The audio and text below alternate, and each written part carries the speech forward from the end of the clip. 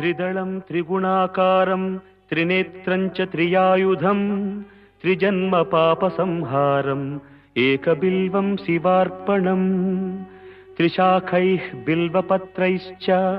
अच्छिद्रैः कोमलैः शुभैः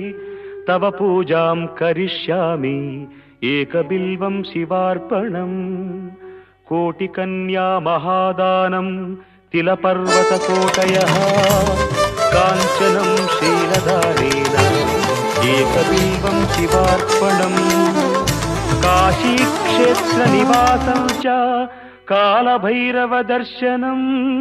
प्रयागे माधवं दृष्ट्वा एकबिल्वं शिवार्पणम् इन्दुवारे व्रतं स्थित्वा निराहारो महेश्वर नक्तं हौष्यामि देवेश एकबिल्वं शिवार्पणम्।